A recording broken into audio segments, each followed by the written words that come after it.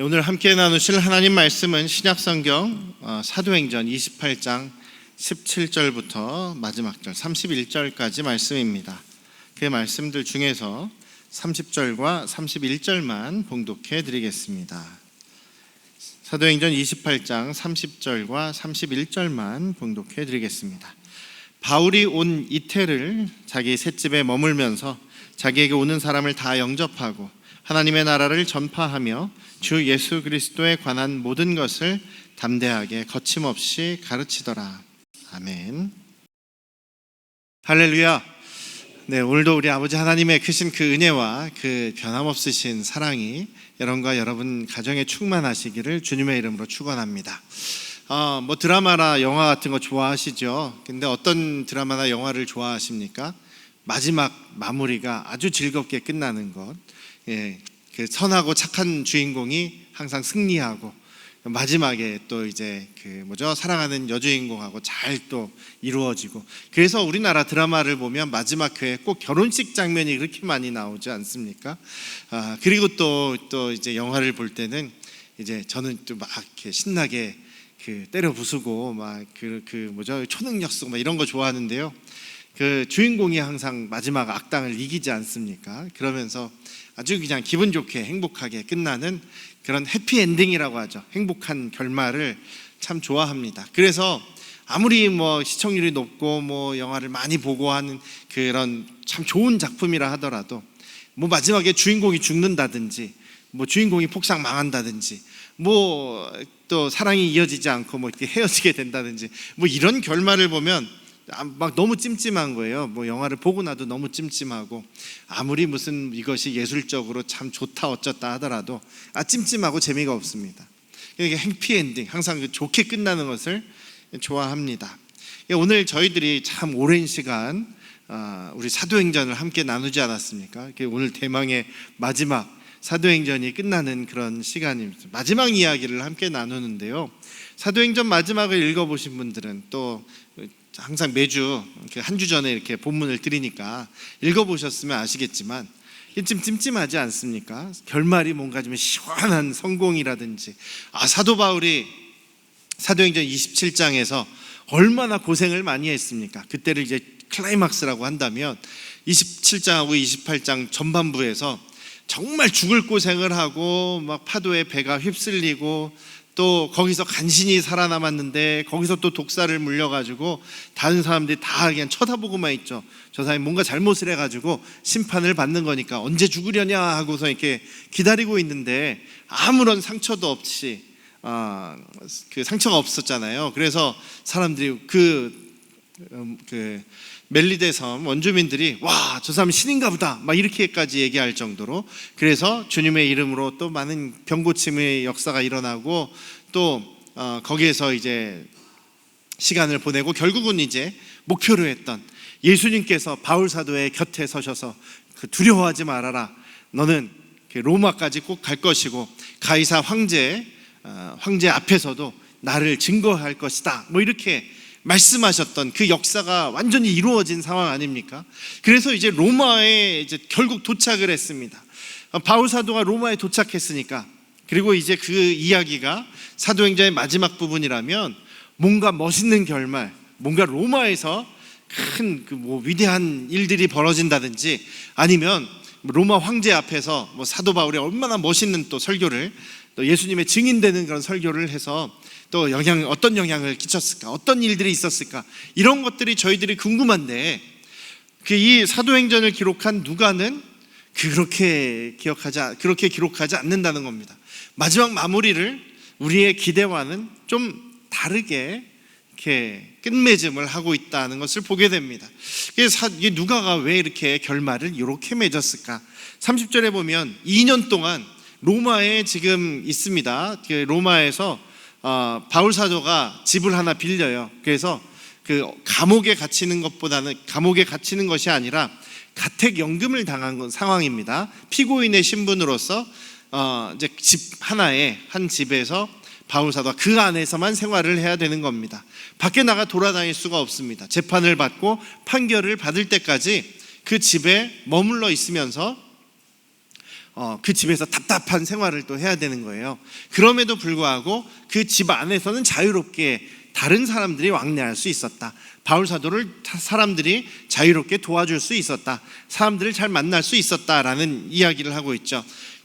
그리고 오는 사람에게는 바울 사도의 집에 찾아오는 사람에게는 누구든지 하나님 나라 복음과 또 예수 그리스도에 대한 부활하심과 주님 되심을 담대하게 거침없이 가르쳤다. 이걸로 끝난단 말이에요. 뭔가 바울 사도가 그래서 바울 사도가 로마에서 많은 사람들을 이제 예수님 믿게 했다든지, 거기에 원래 로마 교회가 있었습니다만 더 교회가 크게 성장하고 부흥하는 역사가 있었다든지, 뭐 로마 황제에게 바울 사도가 탁 증거하면서 그 로마의 황제가 또 영향을 받았다든지, 뭐 이런 뭔가 지금 우리가 듣기에 보기에 좀 기분 좋은 그런 능력의 역사들이 막 이렇게 기록되고 끝났으면 좋았을 텐데, 그냥 2년 동안이나 거기 머물렀었다. 2년 동안 있었던 일 별로 기록을 안 하고 있어요. 누가가 2년 동안이나 로마에 있었는데 별 다른 일을 기록을 안 하고 그냥 복음 전했더라, 이러고 끝이라는 얘기죠. 좀 용두사미 같은 그런 결말이 아닌가, 우리가 생각할 때는 그럴 수가 있죠. 그런데 누가가 그런 이 사도행전을 기록한 목적을 우리가 보면 우리가 이해가 됩니다. 그 얼마나 일관성 있게 누가가 기록을 했느냐를 우리가 볼 수가 있어요. 사도행전 1장을 다시 한번 보시면 1장 시작할 때 누가가 이렇게 이야기를 합니다. 데오빌로여, 내가 먼저 번에 쓴 글에는 무릇 예수께서 행하시며 가르치시기를 시작하심부터 그가 택하신 사도들에게 성령으로 명하시고 승천하신 날까지의 일을 내가 기록했다. 그러니까 전에 보냈던 그 글은 뭐냐면 누가복음이죠. 누가복음의 그 기록 목적은 바로 이 데오빌로라는 분에게 예수님이 어떤 분이신지, 어떤 사람이 어떤 분이셨고 또 어떻게 승천하셨는지의 일들을 기록하셨다.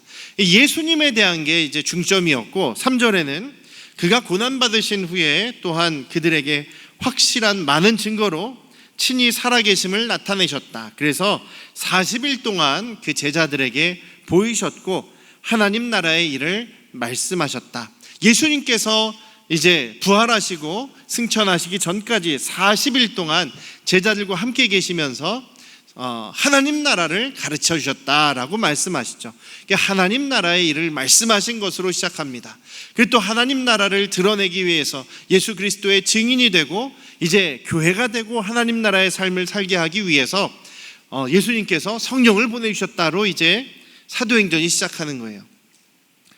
그래서 하나님 나라로 시작을 하고, 이 마지막에도 오늘 말씀해 보면 31절에 바울 사도는 여전히 로마에서도 하나님 나라를 전파하고 예수 그리스도를 담대하게 거침없이 가르쳤다. 어떻습니까? 사도행전의 시작도 하나님 나라를 예수님께서 가르쳐 주시는 것으로 시작하고, 사도행전 마지막 부분도 하나님 나라를 계속해서 사도 바울이 증거하고 전파하는 것으로 지금 마무리되고 있다는 것이죠. 그래서 사도행전의 처음부터 끝까지 일관적으로 계속 누가가 초점을 맞추고 있는 것은 바로 하나님의 나라다라는 것입니다. 성경은요, 어떤 성경이든지 어떤 개인이 화려하게 성공했다, 또 그 마지막까지 어떤 이런 위협과 어떤 이런 큰 업적을 이뤘다, 이런 이야기로 기록된 성경이 하나도 없습니다. 성경에서는요, 사람이 주인공이 아니에요. 사도 바울조차도 주인공이 아니라는 이야기입니다. 성경의 주인공은, 성경이 초점을 맞추고 있는 것은 바로 예수 그리스도와 하나님의 나라라는 것을 여러분들 잊지 않으시기를 주님의 이름으로 축원합니다. 그렇게 본다면 이 사도행전은 계속해서 하나님 나라가 이런 것이다, 하나님 나라, 하나님이 다스리시는 그 모형이 무엇이냐면 바로 처음에는 구약의 이스라엘이었고 신약에서는 교회라는 것이죠. 하나님의 말씀대로 순종하며 살아가는 사람들이 주님께 영광을 돌리며 살아가는 그 모임, 교회로 모일 때도 하나님 나라고, 교회를 떠나서 나가서 이 세상에서 살아가는 것도 주님의 영광을 위해서 살아가는 것이니 바로 하나님 나라의 삶을 살아가는 것이죠. 그래서 계속해서 중요하게 이야기하는 것은 누구 한 사람이 성공을 했다, 위대한 우리 신앙의 그 조상이, 선배가 이런 업적을 남겼다가 아니라 중요한 것은 바로 예수 그리스도께서 우리의 주인 되신다는 것과 또 예수님을 주님으로 모시고 살아가는 사람들이 이 땅에서 하나님 나라를 이루고 하나님 나라를 경험하며 하나님 나라를 확장시켜 가는 것이 바로 사도행전, 아니 모든 성경에서 중심으로 생각하는 그런 말씀이다라는 것이죠. 그래서 우리가 인간적인 우리 마음으로는 이 결말이 조금 아쉽습니다. 그래서 이런 결말이 열려 있다라고 하면서 또 우리가 사도행전 29장을 쓰자, 우리에게 우리가 더 이 일들을, 하나님 나라 확장한 일을 더 해야 된다, 이렇게 도전하시는 분들도 있습니다만, 사도행전은 누가가 생각할 때 이 이야기로 끝을 맺는 것이 이제 끝난 겁니다. 끝났고 우리는 또 우리의 삶을 또 살아가야 하는 것이죠. 사도 바울의 오늘 이 마지막을 통해서 우리가 몇 가지 한번 생각해 볼 것이 있습니다. 첫 번째는 바울 사도가 이제 로마에 오자마자 첫 번째 공식적인 일을 한 것이 무엇이냐면, 공식 일정이 무엇이었냐면 유대인, 그 로마에 살고 있는 유대인 지도자들을 초청한 것입니다. 유대인 지도자들을 초청한 일이에요.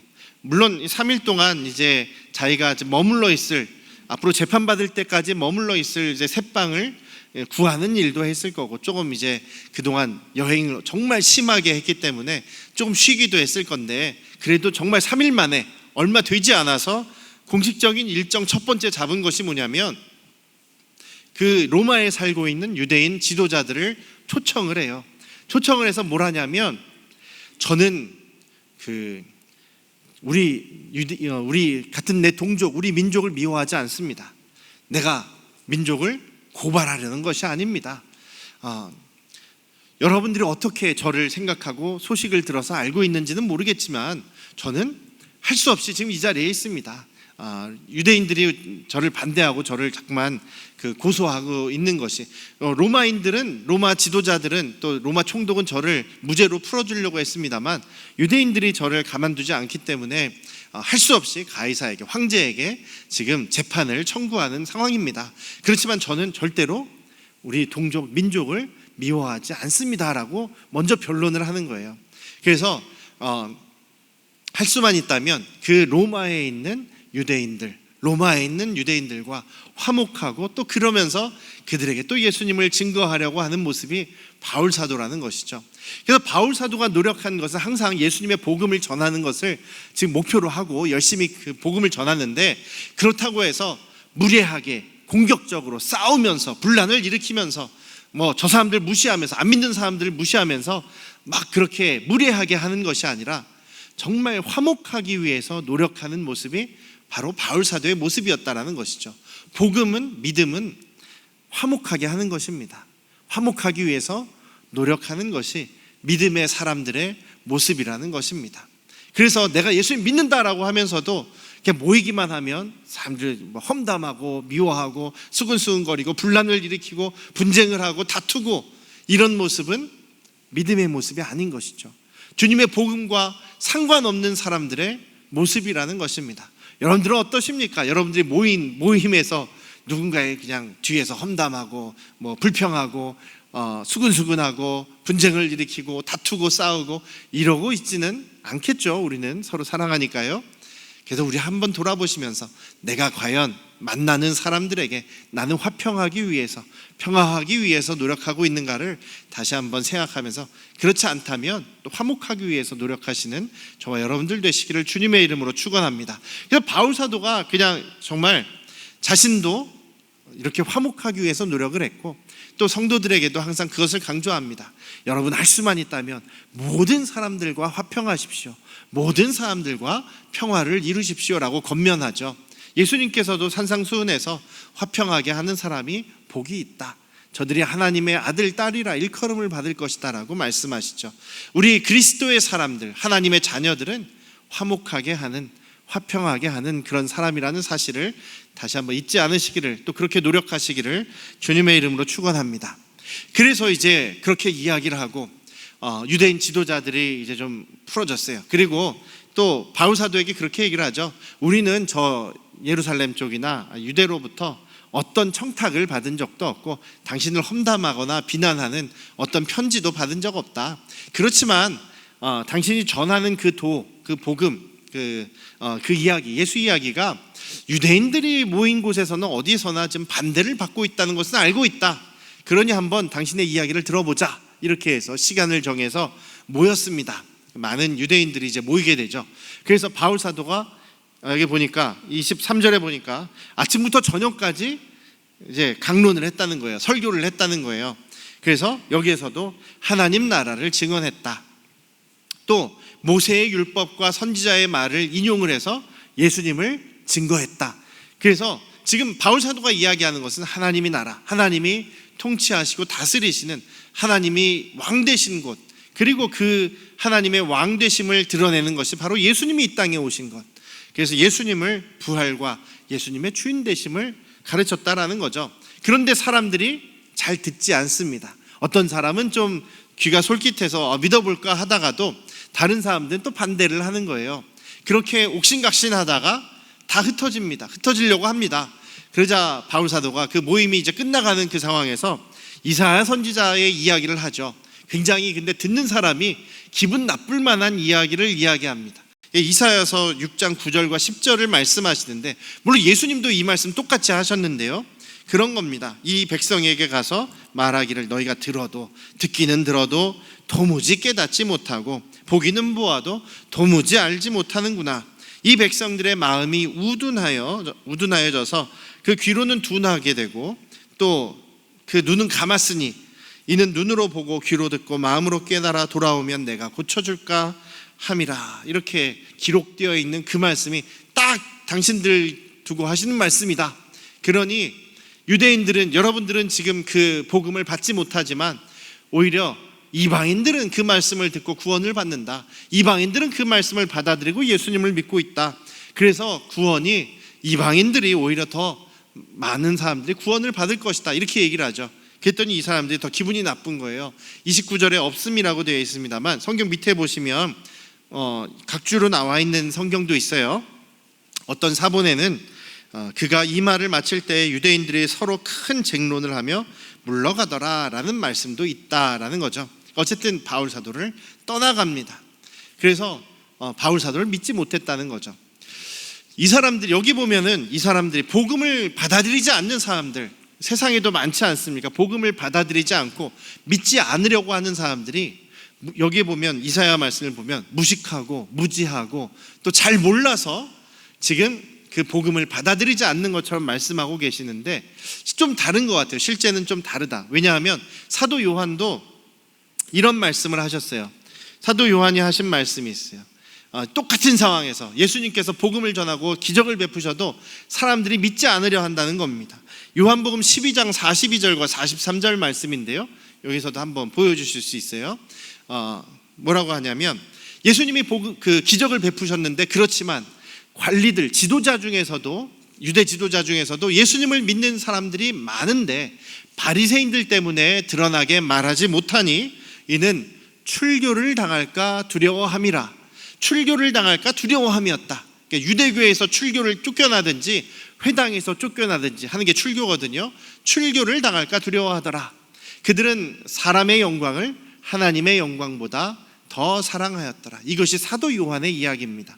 예수님의 그 기적을 보면서도 예수님을 믿지 않는 이유는 사람의 영광을 더 사랑했기 때문이다. 그러니까 무슨 얘기냐면 믿음은 선택이에요. 선택. 내가 정말 믿어지고 알아지고 정말 이게 그럴듯해서 받아들여야지 하는 마음보다도 믿음은 선택입니다. 뭘 선택하느냐? 내가 인간의 영광을, 인간적인 그런 욕심이나 성공이나 부귀영화나 이런 것을 선택하느냐, 아니면 하나님 나라를 선택하느냐, 하나님의 영광을 선택하느냐의 선택이라는 것이죠. 여기 있는 유대인들이 지금 바울 사도의 복음을 들었습니다. 그 예수님에 대한 얘기를 들었어요. 구약에서부터 예언되어 온 그분이 바로, 그 메시아가 바로 예수님이다라는 것을 들었어요. 그런데 바울 사도의 설명을 듣고 보면 정말 그럴듯합니다. 정말 우리가 믿지 않을 수가 없는 그런 얘기를 해요. 그런데도 이들이 받아들이지 않는 것은 이 예수님을 선택을 하면 자기들이 내려놓고 포기하고 손해봐야 될 것들이 너무나 많이 이제 생각나기 시작했기 때문입니다. 요한복음에서도 예수님을 믿기로 하면 회당에서 쫓겨날 수도 있고, 또 바리새인들의 그 모임에서 쫓겨나기로 이제 쫓아내기로 바리새인들이 결정을 했다는 거예요. 그러니까 예수님을 믿고 따라가면 손해 보기 때문에 자기들의 이 지금까지 누려왔던 부귀영화가 없어질 수 있기 때문에, 기득권을 포기해야 될 수 있기 때문에 예수님을 믿지 못하고, 자기가 포기하지 못하고 내려놓지 못하는 것들 때문에 예수님을 거부하게 됐다는 것이죠. 여기서도 마찬가지입니다. 유대인들의 지도자쯤 되면, 그리고 또 로마에 살고 있는 기득권층 되면 그 당시에 뭐 뇌물도 많이 해야 되고 또 불법적인 일들도 해야 되고 자기의 그 부귀영화를 계속 유지하기 위해서 여러 가지 일들을 했을 텐데, 예수님의 복음은 내가 주인이 아니라 예수님이 주인이시다, 예수님이 주인이다, 그리고 우리 주변의 사람들을 내가 돌보아야 한다, 서로 사랑해야 한다, 이런 이야기들을 하니까 그 복음을 받아들이게 되면 자기들이 이제부터 다 내려놔야 되는 거죠. 그것이 두려워서, 그것이 싫어서 예수님을 거부하는, 믿지 않는 것입니다. 오늘날에도 마찬가지입니다. 내가 손해볼 것들을, 내가 놓쳐야 되는 것, 내가 잃어버린다고 생각하는 것들 때문에 예수님을 믿지 않는 모습이 여전히 많이 있는 것이죠. 그럼에도 불구하고 여러분들, 저와 여러분들은 그런 것들이 아니라 영원한 생명과 하나님의 나라, 변함없는 진리, 부활의 진리의 복음을 받아들이신 줄로 믿습니다. 그렇게 믿으시기 때문에 여기 와 계신 것이죠. 그렇기에 여러분들이 복된 분들이신 줄 믿으시기를 주님의 이름으로 축원합니다. 왜냐하면 우리가 내 욕심이나 내 인간적인 성공을 붙잡는 것이 아니라 예수님을 붙잡은 결과 우리가 어떤 상황에서든 예수님과 함께 있는 삶을 살아갈 수가 있기 때문이죠. 결말을 보시면, 이제 그 바울 사도의 인간적인 결말을 보시면 참 초라합니다. 뭐 여기에 기록되어 있지는 않습니다만 어쨌든 그 로마 황제로부터 무죄 판결을 받았어요. 이제 풀려났어요. 풀려나서 이제 다시 고린도를 거쳐서 또 스페인까지 가서 주님의 복음을 전했다 그래요. 그리고 나서 얼마 안 있다가, 몇 년 있다가 그 로마 황제인 네로가 사고를 치죠. 로마 시내에 불을 질러 버립니다. 불을 지르고 그걸 다시 이제 재건축하려고, 재개발하려고 그렇게 했다고 하는데, 어쨌든 불을 질렀는데 그 원성이 너무나 큰 거예요. 백성들의 원성이 너무나 크니까 그거를 기독교인들에게 덮어씌웁니다. 기독교인들이, 예수를 믿는다고 하는 저 유대인들이 로마시를 방어를 한 거다. 그래서 저 사람들이 방화범이다라고 해서 그 다음부터 그리스도인들을 색출해냅니다. 잡아서 어떻게 합니까? 콜로세움에서 죽이죠. 칼로 사형을 시키기도 하고, 원형 경기장에서 굶주린 사자를 풀어놓고 잡아 죽는 것을 보면서 막 잘했다, 우리 집을 불태워버린 저 인간들 잘 죽는다 하면서 막 박수를 치고 환호하게 만든 것이 네로 황제죠. 그런 와중에 또 이스라엘에서는 반란이 일어납니다. 큰 반란을 일어납니다. 독립을 하기 위한 반란이 일어나요. 그래서 네로 황제가 디도라고 하는 그때 그 로마의 대장군을 보냅니다. 그래서 이스라엘이 다 초토화되고 완전히 멸망당해서 주후 70년에는 이스라엘이 완전히 나라가 없어져요. 원래도 없었지만 없어집니다. 유대인들은 다 전 세계로 뿔뿔이 흩어져서 1948년까지, 주후 70년에서 1948년까지 유대인들이 나라가 없는 그런 민족이 되어버립니다. 그런 와중에 그 바울 사도가 다시 체포됩니다. 그리스도인의 지도자라고 해서 다시 체포돼서 주후 67년 겨울쯤에 언제인지 정확한 날짜는 몰라요. 로마에서 사형을 당해요. 순교를 당합니다. 근데 그 죽음을 앞에 두고 바울 사도의 모습이 어떻게 기록되어 있냐면, 디모데 후서에 기록되어 있죠. 내 주변에 지금 한 명도 없다. 다 나를 버리고 자기 길로 가버렸다. 대만은 세상이 좋아서 세상으로 가버렸다. 나를 배신하고 가버렸다. 오직 누가만 나와 함께 있다. 디모데야, 내가 잡힐 때 너의 표정이 되게 근심스러웠고 나를 굉장히 부끄러워할지도 모르겠지만 나는 그렇게 나쁜 사람이 아니고 죄를 진 적도 없고 너는 나를 부끄러워할 필요 없이 나에게로 와라. 나를 돌보러 와라. 올 때 마가를 데려와라. 이런 얘기를 하고 있습니다. 그러니까 사도 바울의 마지막, 인간적인 마지막 결말로 보면 굉장히 춥고 쓸쓸하고 외롭고 좀 어떻게 보면 좀 허무해 보이기도 하죠. 또 이런 비슷한 분 누구 있습니까? 침례 요한이 있지 않습니까? 침례 요한의 마지막이 막 예수님의 앞길을 인도한 선지자로서 막 많은 사람들의 존경과 추앙을 받고 막 영광을 받고 막 이렇게 끝나는 것이 아니라 쓸쓸하게 자기를 따르는 사람은 점점 줄어들고 예수님께로 사람들이 몰려가죠. 그리고 자기는 누명을 쓰고 억울하게 죽음을, 순교를 당하게 되었지 않습니까? 성경에 있는 그런 우리의 신앙의 선배들의 마지막 결말, 그러니까 인간의 마지막 결말을 보면 참 초라하고 외롭고 쓸쓸하고, 이거는 뭐 성공이라고 볼 수 없는, 우리 인간적인 세상적인 관점에서는 초라해 보이는 그런 마지막을 겪고 있습니다. 그런데 그것이 정말 초라하고 비참하고 참 아쉬운 그런 마지막이겠습니까? 아니죠. 주님의 관점에서, 인간적인 관점에서는 한없이 초라해 보일 수 있지만 주님의 관점에서 주님의 영광을 가장 크게 드러낸 분들의, 주님께서 그분들을 보시면서 잘했다, 착하고 충성된 종아, 네가 참 항상 적은 일에 충성하였으니 너는 나의 잔치에 참여할 것이다, 분명히 이런 칭찬을 받으셨을 것입니다. 여러분들의 삶의 목표는 무엇입니까? 이 세상 우리가 살아가는 길어야 100년 되는 그 인생에서 우리가 부귀영화를 누리고 내가 하고 싶은 대로 욕심대로 다 이루면서 살게 되는 것이 여러분들의 인생의 참 목적이십니까?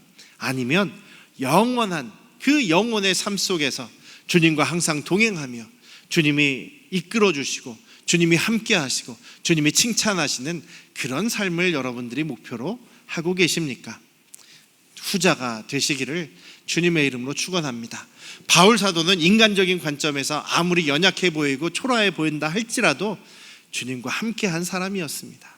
주님이 동행한 사람이었습니다. 세상 누구도 이루지 못한, 많은 사람들이 이루긴 했겠습니다만 항상 영원히 우리 주님과 가까이 동행하며 주님이 책임져 주시는 영원한 삶을 살아간 사람이 바로 하나님 나라에 속한 바울 사도의 삶이었죠. 저와 여러분들의 삶이 이렇게 하나님 나라에 속한 주님과 동행하시는 그런 영광된 삶, 주님께서 칭찬하시는 삶이 되시기를 다시 한번 주님의 이름으로 축원합니다. 기도하시겠습니다. 아버지 하나님, 물론 우리가 이 세상을 살아가면서 즐겁게 행복하게 살아가야 되겠죠. 근데 그 모든 것이 주님 안에서, 복음 안에서, 하나님 나라 안에서 이루어가는 것이 되기를 원합니다.